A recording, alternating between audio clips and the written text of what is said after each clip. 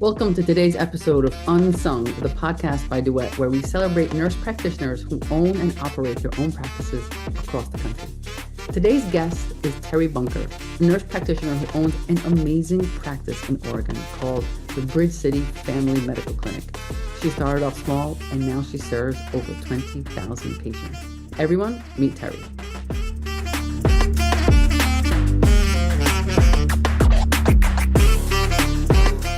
Today's episode, we have Teri Bunker from Oregon. Teri, tell us a little bit about your practice. Where is it? What are the type of patients that you see? Tell us a little bit about you. Thanks, E. So in Portland, Oregon, and I opened my practice in 2003.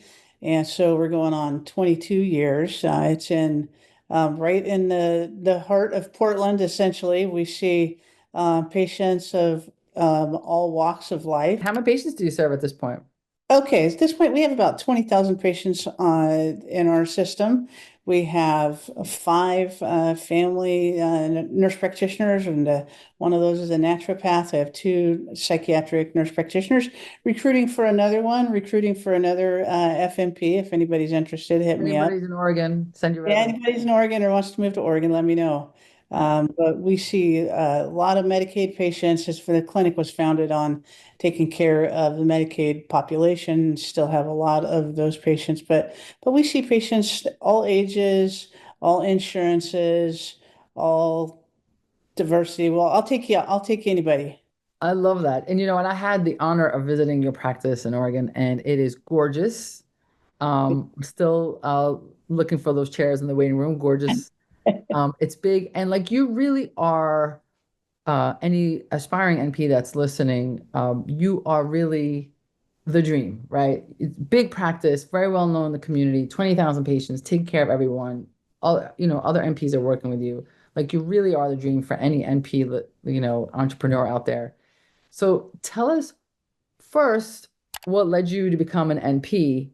And then later, I'm going to ask you why you're crazy enough to open your own place. But let's start with why you decided to be an NP. For me, in my early 20s, I didn't really know what a nurse was. I volunteered on an ambulance in rural Nevada, and I was just running on the ambulance and going into the ER. And at the time, it was in the mid-90s, and there was a big nursing shortage. And I learned more about what nurses actually did in the emergency room. There was a local community college.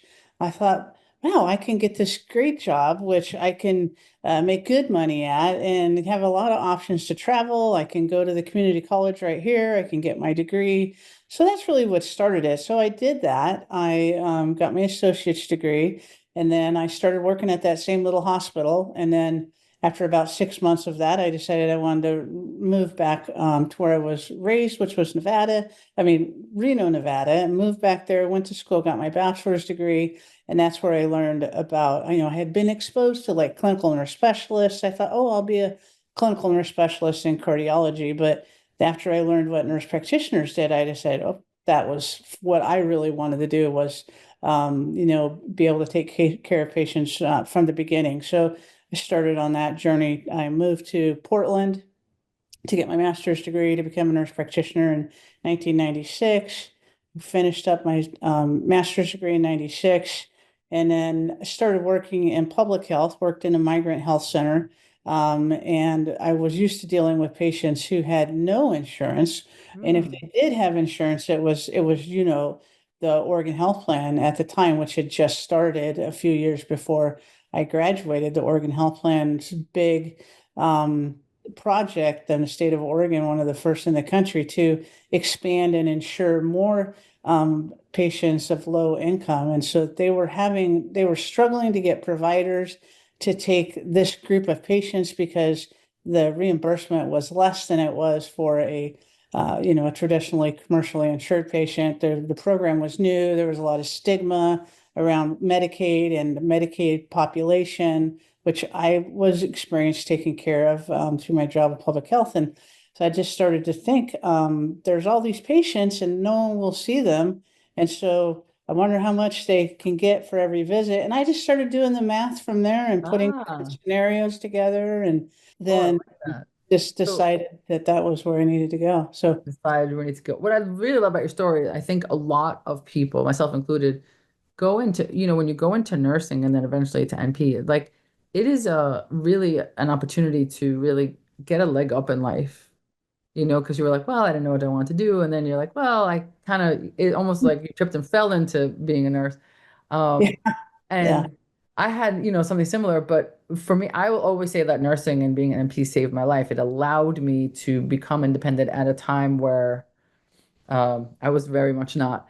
And so I love hearing that because even in hearing your story and changing states and coming here and coming there, that's like the beauty of this license. Mhm. Not only does it give us financial stability, and for some people, it's like really like really a way out of terrible situations. But then there's also that flexibility of being able to travel and then you did public health, and so there's so much versatility in this license, which I love so much. But then what was okay, so you're like crunching the numbers and you're thinking about the numbers, but what was the aha moment where you're like, that's it. I am doing this. I don't really know exactly what I'm doing because none of us do. What was the Mhm. aha moment? It was just doing the math on what I felt like the minimum I would get per patient visit would be, Hmm. and just doing that math over and over and coming up with that number. That was like, wow, that's really feasible after you start to figure everything else. But one of the aha moments for me was, uh, like anybody, after you've worked in a job for a few years, the honeymoon's sort of over. And you're like, okay, well, I can go and get another job. And, in a few years, I'll be in the same situation. And I just really wanted to be the boss. I never really understood people who didn't want to be in charge. I was like, you would hear other nurses, oh, I would never want to do that, or I would never want to be the charge nurse or whatever. And I would be thinking, why not? Why would you not want to be Yeah. on making the choices? And so for me, it was a combination of those things. And just living in the state of Oregon, which at the time was like, the promised land for nurse practitioners. Yeah. We had a lot of pioneers that had come before me, not in the wagon train sense, but in the legislative sense, who had put a lot of effort into securing our independent practice. And we're very active at legislature at making sure that we were able to practice at the full extent of our license. And so it just seemed to me like uh, there was something that I could do. Like I said, I didn't know exactly how I was going to do it, but there was just so many patients out there that didn't have anywhere to go. It really worked in my favor immediately, more so than I ever thought.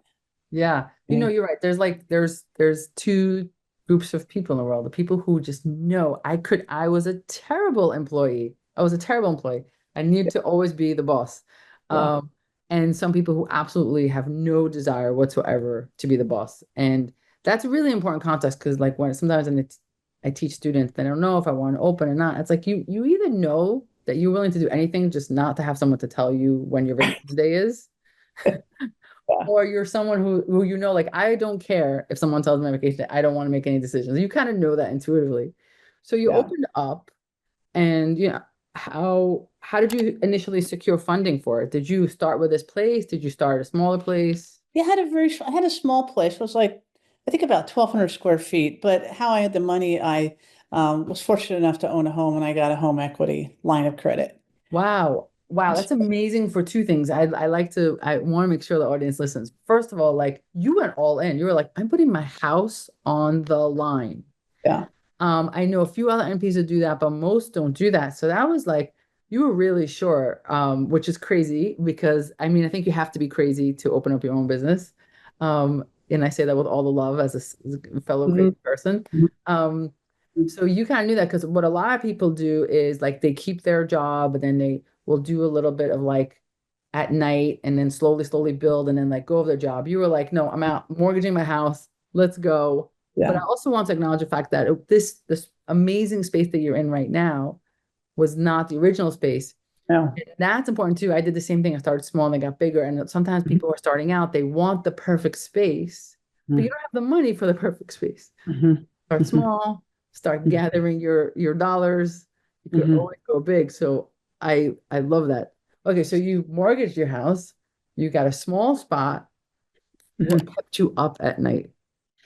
Well, it's always been the money, the money Yeah, always because the money is the blood. And if you don't have the money, you can't, pay your staff. So, I mean, there's been things along the way. Certainly, I think it's been money. It's been, finding good people and keeping them. But I think it's always been the cash flow and making always sure, cash flow. yeah, you can be in the early days when cash flow wasn't as good, I could be out of town, be waiting for a deposit, be kind of stressing about how are you going to cover that payroll. And, Yeah, so it's always just sort of too, you don't want to let your people know that.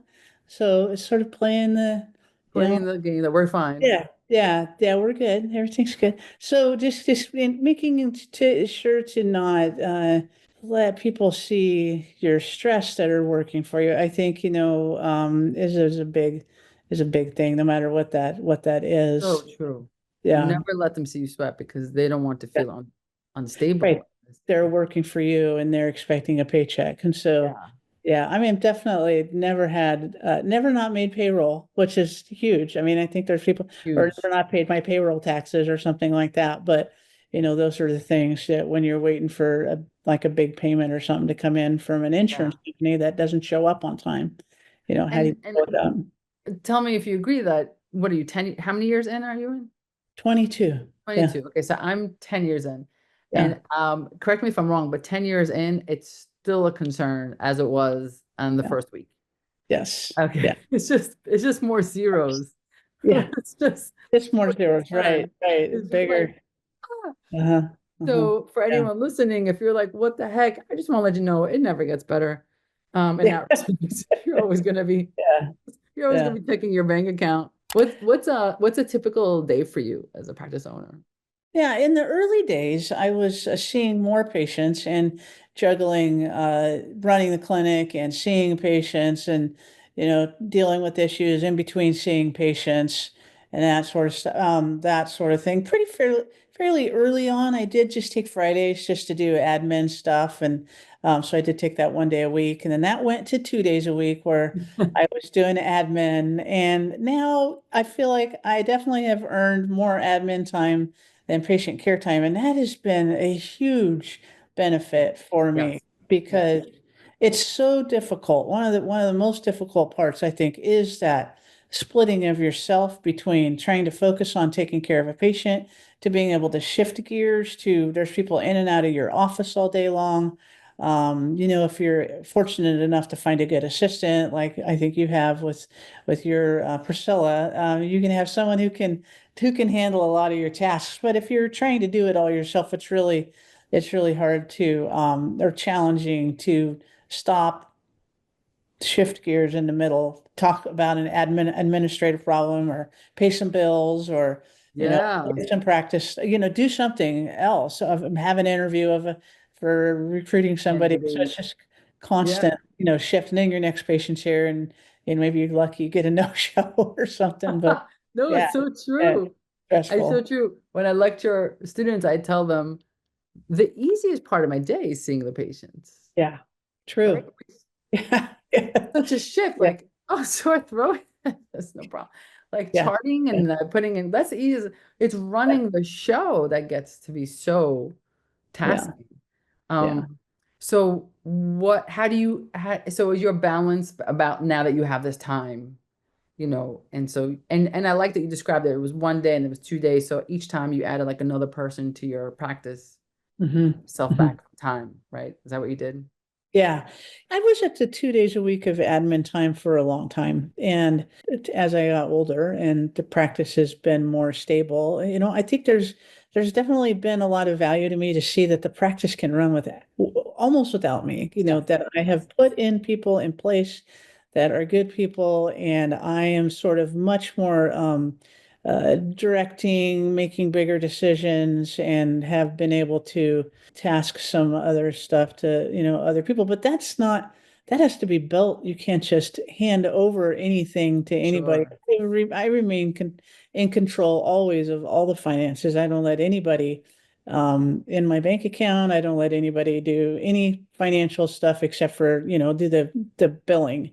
And I oversee everything else just because I've heard so many horror stories of, Oh yeah. embezzlement and stuff. And, I have no doubt that people have, occasionally probably helped themselves to the cash drawer. I don't know that for sure, but I'm just assume that that probably has happened. Someone's taken a 20 or something, but that would be the worst of it. I've never let anybody have access, and I haven't given control of anything really to anybody until I feel that they are, able to do it. Not that I haven't made some mistakes with that, but you Of do the best you course. can. Yeah, Best but you can. yeah, you do the best you can. Yeah. Is there one habit or system that you've implemented that was like a real game changer, either for your productivity or your sanity?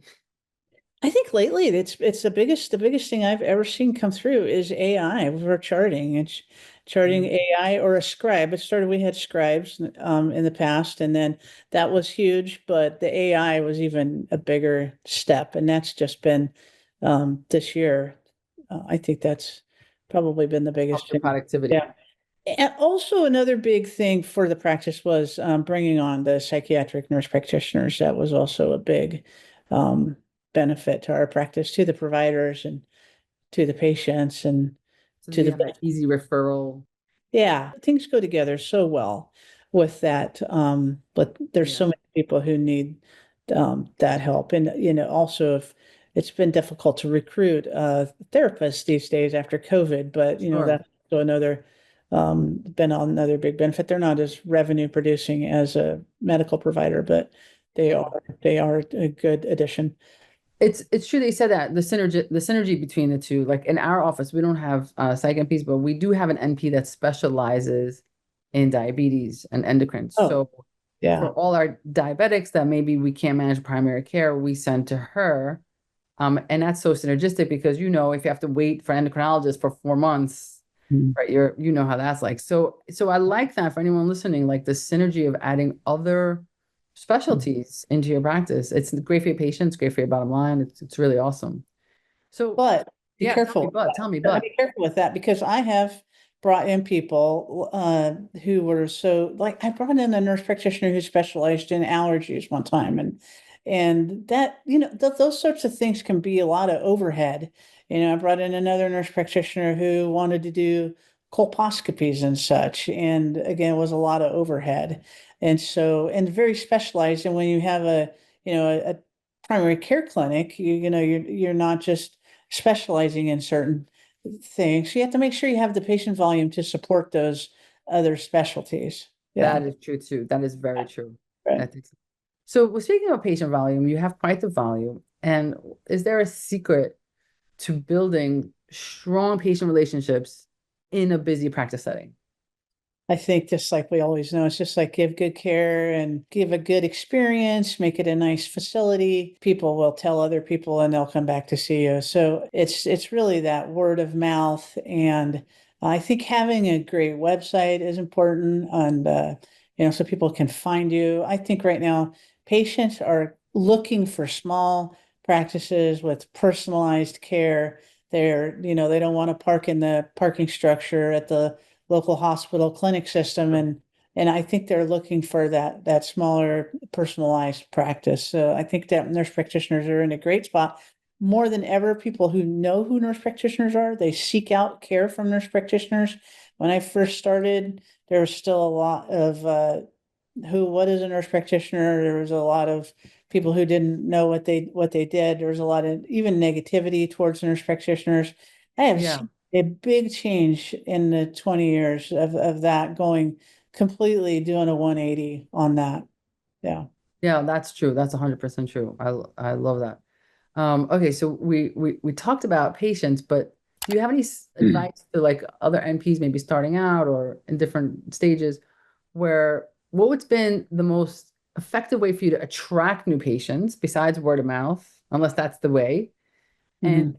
is have you also invested any time and energy in how to retain them? I definitely think that retention is something that I haven't focused on as much as I could in the past, but I think I've had so many patients with me for so long that I think unless they have to change insurance plans, we haven't had as much of an issue with it. People don't leave unless they're unhappy generally. Yeah. And so True. attracting patients, I really focused on the LGBTQ population, trans population, just because I'm really interested in the underserved community.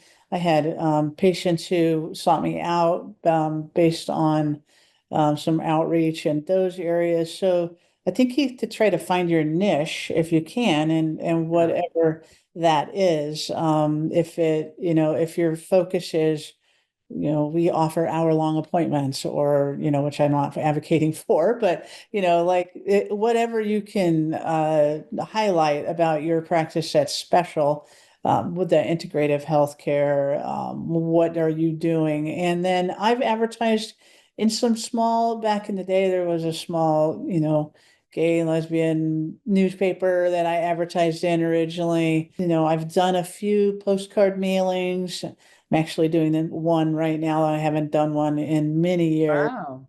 I put a sign outside of my clinic saying we're taking new patients, but mostly it's been because of the population that we take care of. The patients get assigned to our clinic, That's and true. so then they know that this is where they need to go, so they just give us a call. And otherwise, I have done things, at fairs, or, Mhm. community neighborhood events where you have a little pop-up tent or something. But it's been a long time since I've done Yeah, yeah. When you anything started, like me that. too. But when I started, I didn't quite have that challenge that some other people will have. And I would say that was my niche, right? Was the Medicaid population. So if you find your niche, whatever that group of people is that you're going to focus on to try to reach that, what is your business plan based on? So you have to now, do your analysis of what are the needs in your community. I think that's called the SWOT analysis or something like that. Yeah, Strategy. You have to do your analysis, and because you can't just open up a clinic and expect people to just populate you if you're not needed. So where are the that is needs? true. And where are you going to target your efforts, and then look at it that way. But I do think that there's a lot of power in that Google search, and coming up at the top on that search engine. So I would say investing money in that, and that's not something that I necessarily was very good at, but I can think that that is a very good tool, because if people are finding people, just based on an internet search, and making sure you're on all those. If you're taking insurance, if you're not doing a direct primary care or something like that, then making sure you're on all those registries Yeah, for the insurance company, so that patients can find you, and make sure you've got a good web presence, a nice, page that they can come and see who you are and make an appointment. absolutely. I love that. And I love the idea of the niche because nurse practitioners in general, we tend to serve the underserved. By default, a lot of nurse practitioners are like, oh, I wanted to do this in your case, the LGBT community. Sometimes it's the Haitian community, or so just by default, that mission that NPs have is your niche, right? And so that's so good Right. to just put that out there. But then you're right. Once the ball starts rolling, your name just shows up on their card, and sometimes you don't even know how people got to you. So now you have this bigger practice, and you have the staff. What are some of the things you do to keep that going? So, for example, we have a staff meeting every month, but then we also have like a huddle every Monday. We had Starbucks and we kind of map out the week. So we have like Mhm. monthlies, we have weeklies. What are the type of things that you do to like, handle staffing, team management, just to ensure that things are smooth, communications are operating? Well, I do have a sort of second in command person who's been working with me for, 12 years. And Mm, she's there 5 days a week. She's the sort of go-to person, and dealing with the day-to-day staffing, issues with patients, interactions, or anything that might crop up. And so she's the sort of boots on the ground there when I'm not there. And she and I, every time I'm in the office, we meet, we talk. And so we don't have as many staff meetings as maybe some places might have, because we tend to do a lot of conversation just one-on-one, on the hmm fly, small groups. We do have, somewhat regular staff meetings, but we just try to deal with problems as they arise. We just have good communication, I think, between all of the staff all the time, and we have meetings as needed. I try not to set a meeting just for a meeting's sake, so because, that can not always be the most productive use of the time. But Mm. our medical assistants do a good job of scrubbing the charts and getting ready for the patient visit before the patients come in, and I'm always reviewing medical records, charts, checking on coding and that sort of stuff. Yeah. Tell us what you mean by your medical assistant scrub the chart. Maybe that could be helpful for someone. Yeah, it's great to have the medical assistants look the night before at the chart with a piece of paper with, some predetermined items on there. You have a lot of wellness items and what the patients might need ahead of time. And they get that ready for the next day for the patients that are coming into the office to help the providers, sort of help everybody get on the right frame of mind. Okay, this patient's coming in. We know they'll have their agenda. And so, but what is our agenda for this patient? And I think that's something that, I learned early on about being a provider is like, well, you've got your agenda and the patient has their agenda. And so how can we make sure that we are taking care of as many things as we need to? Like, I think you do that also. Like, how do we make sure that the medical assistants are doing as much as they can do for that patient before you even get in the room to make everything flow better and to make sure that, everyone's communicating what the needs of that patient are for that particular visit. And then it helps with the communication on the checkout side. When does that patient need to come back in? What are the expectations? So we're really trying to make sure that, we're making the best use of all of our time.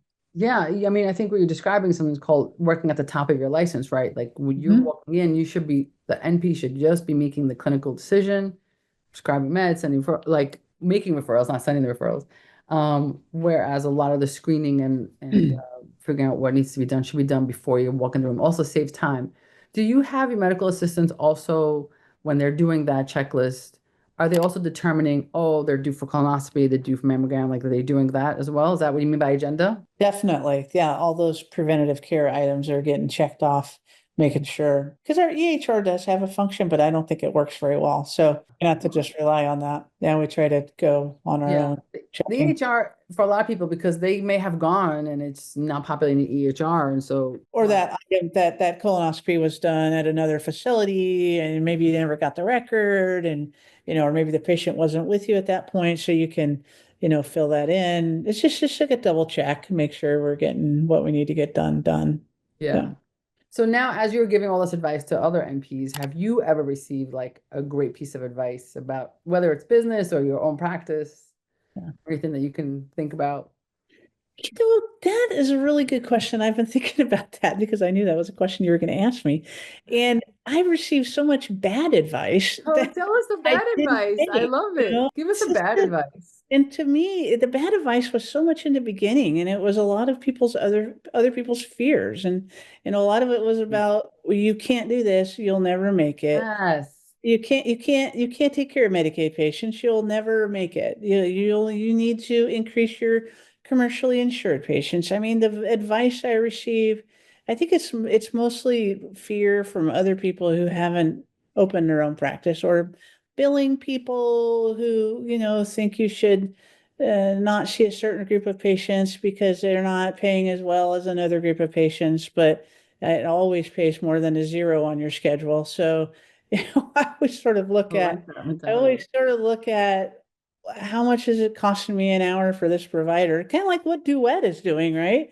How Yeah. much does it cost me to an hour for this provider? And, so I'm only getting, $100 instead of $130. But if that patient wasn't here, and, until your panel is so full that you can't get Yeah. patients in, if you have empty slots, I don't think you should turn anybody away because $5 is better than $0, I and you're love paying that. that expense is spent. That money is gone, and so if somebody's not walking, if there's not a person in that body in that slot, no matter how much they're paying you, that's lost money, a lost opportunity. And on my 22 years, have not been so full that we can't see a patient like next week. So I don't, we're Yeah. not that Yeah. busy. So it's like, don't turn anybody away. I try not to turn anybody away. The whole no-show policy with patients, or the late policy, or being so strict on not being flexible. Like people have some very strict rules that, about how late it is until they'll see a patient. And it just sometimes it seems like counter to what you need to do to, keep the schedules full. So the good advice I think has just been listen to yourself. Interesting. Do your own calculations, do your own listen, don't totally not take that into consideration, but take that skepticism into consideration and do your own figuring as to why it will or will not work. Be informed. I think the good advice is just come from myself. It's like, No, some of I mean that's yeah, great. I love that because I think sometimes who's giving the advice is important too, because a lot of people are really scared to open up a business. yes, it's And scary. It's if you're scary. getting advice from someone who doesn't own a business and like, Yeah. oh, you can do this, it's impossible. You're like, well, maybe Yeah. for you. Yeah. Not impossible, not impossible for me. I love that. Right. So you're actually so many NPs that I mentor actually let those naysayers mess with their head. Well, maybe Yeah, I it's easy. shouldn't, and maybe this, and maybe that. And then they actually silence their inner voice. Mhm. And Mhm. then and I have to be like, no, listen to this inner voice. You have something, you have the spark, go with it. Don't worry about the noise. Because also a lot of the noise has to do, with like just keeping people down, right? Mhm. For various groups. I mean, nurse practitioners tend to be women. And so there is just like a general sense of like, you're not gonna be able to do this, like culturally driven, right? Or if somebody's from a minority group, there is a lot of messaging about, keep your head down and don't do this. And so I spend a lot of time taking that off of people and being like, no, no, no, listen to the inner voice. And you're just like, I'm not listening to you to begin with. I have my inner voice and I'm listening to that. And I love that because I work Yeah. really hard getting people to that place and you're already there. I love that so much. Uh, Well, and two, when I opened up 22 years ago, I mean, when I became a nurse practitioner, there was about 45,000 of us, and now there's 385,000. So yeah, going it's a strong. huge difference. And there wasn't, even though I came to Oregon, which I thought was a promised land for private practice, there was a nobody. I looked around Portland, nobody.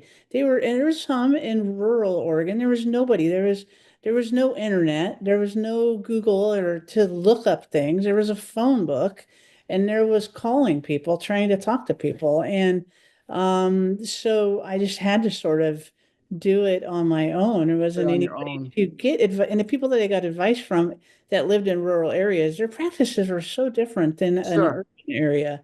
sure. And so I I just had to go with my own knowledge of the patient need in the community and a figure that I thought was low, but worst case scenario, and just keep my overhead low. I mean, I think that's a big piece is keep your overhead low as you can. Don't get distracted by all these shiny promises out there. And there are people out there, charlatans and not, who will want you to sell their things, whether that's a Yeah, supplement or a test or all these things they promise you are going to bring you more money and more patients. And, be careful because those things, it's easy to get distracted and pulled into their world. pitch. Yeah. And, the worst thing is you could get in trouble for violating some sort of Sure, sure, sure. Medicare rules. I mean, I have a good friend who's not a good friend who used to be a good friend who was in trouble with some Medicare fraud. So you have to be careful, but you have to not be pulled away, I think, you have to keep your eye on what your goal is and where, not get too distracted by other promises of other revenue streams or something, I think that's been my main, that if I ever get distracted, it's by something like that. It's like, Gotcha. I could sell this or, ooh, I could Yeah, add, yeah, yeah. And you're like, no, or don't do it. Stay focused. Stay focused. yeah, just stay on your track. If Yeah, you're gonna make a decision to bring in another line of service or sell something or do something different, try to evaluate that carefully.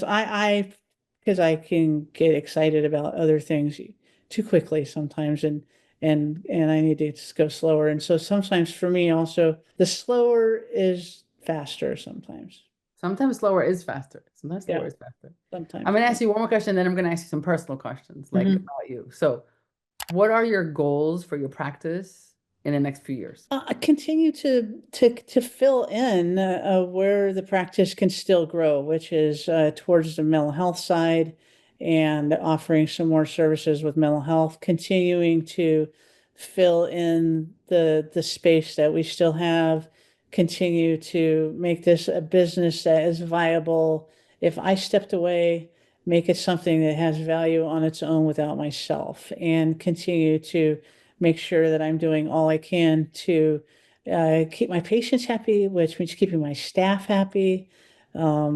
To just more of what I'm doing to actually, you know, build a sustainable business that's has a value and worth and could be sold eventually because, Yeah, sure. eventually we're all, marching towards that age where, what are you going to do? And I don't want to see my practice just be folded up and the doors closed. I don't intend for that to happen. I intend for my practice to go on after I'm gone in some form or another. And so that's my goal, is to make sure that I'm building something that can sustain itself in some form without me there. I love that. That is Yeah. great. All right, Yeah. so two quick questions. Okay. One, what's something, people would be surprised to learn about you? Is there something, a surprising fact or an unexpected hobby, something that, Well, I once butchered a buffalo in my kitchen. oh, okay. Entire buffalo. Yeah, pretty crazy Wow. How story. did you know how to do that? Well, I grew up hunting and with my dad, and in fact, until I was in my late 20s, early, didn't eat much beef because we did a lot of hunting. And so when I grew up, moved to Portland. Of course, I didn't do hunting because it's not really a Portland thing. But I really enjoyed that Michael Pollan's book, Omnivore's Dilemma. I was really into that. Yes, that's a great And book. Oh my God, it was so one of my, yeah, one of first. my favorite books, yeah. Yeah. So I'm like, I grew up that way and understanding where meat comes from and about responsible harvesting of meat and so I decided that I needed to teach my kids this. And so I wasn't going to necessarily take them hunting. So there's somebody in Eastern Oregon who has like a buffalo outfit that that you can go and harvest one. And so took my kids out there and this was the second one that I decided to butcher because we did one the first time and then we went and got a second one and I thought instead of taking it to the meat market I was just going to butcher it myself. So Wow. I shot it. My kids went with me, helped me clean it and all that sort of stuff. We brought it home and I thought I don't need to go to the meat. I'll just do it myself. And so And now once you're in, somewhere in the middle, you must have regretted the decision, no? yes, yes, 100%. Yeah, I was hanging it in the shop, basically in the backyard, and And brought you it were in. like, but then it's too late. Once you're in, you're in. It was too, what's that? Once you're in, you're in. You can't. It was in, I was in. Yeah, and so it's to the point now where it's been over 10 years ago. I still can't eat buffalo. I can't stand the Since smell of that it. event. Yeah, just from that. But Okay. it was a little I too much. don't think I could eat buffalo from the story, let alone from going with it. That's hysterical. That's Yeah. hysterical. So yeah, we did the whole thing. Even Wow, that is it, a story. I wasn't ready for that story. That's a good yeah, story. That's a good yeah. story. So I could just imagine, like, how sometimes you start a project and you're like, no, forget it. I don't want to do this project. This is one of those things you could be in the middle, soaked in blood, and you're like, I can't stop. I you can't waste this animal, can't wait. Of can't you course. can't waste this animal. So I Oh my gave a lot God. away and I gave a lot away and Wow, that is amazing. All so right, that so here's our final question. If you weren't an NP, what would you be doing? I would definitely be doing some sort of a business. I love having my own business. I would be Yeah. what it would be could be a car wash. I don't know, but from a young age I've had that sort of desire. My mom tells me that they dug up the little rose bushes in the yard and I put them in my wagon and took them around the neighborhood and sold them to people. So I don't remember that, but I've always been sort of an entrepreneur, Been hustling forever. trying to find something to sell somebody something, whether it's healthcare I or love rose that. bushes dug up out of the yard. So yeah, I would have a business, but otherwise I do enjoy, I enjoy things like natural sciences, geology. I had a professor try to talk me into being a geologist, which I love that sort of stuff. So I love rock. Wow. I love outdoor stuff. Maybe you could find a way to sell the rocks. Right. If I could sell the rocks, yeah, which you could, but yeah. Which Yeah, you could. I would be some sort of independent consultant or something because I would want to be in charge of myself. I love that so much. I think I agree with you. I would definitely be selling something, doing Yeah, something. yeah. I agree with you so much. This is amazing. Um, Terry Bunker, you are truly like the image of what I think every aspiring NP entrepreneur wants to be. Taking care of your community, taking care of other communities, starting small, getting bigger, employing other NPs, giving job opportunities to so many people. Um, and doing that at this point also with a great quality of life, and patients love you. And I'm just so grateful that you came on this podcast. Well, thank you. It's been great getting to know you. Terry Bunker, thank you so much for being with us.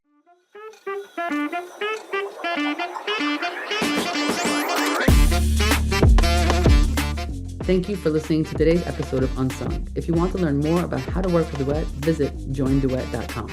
See you soon.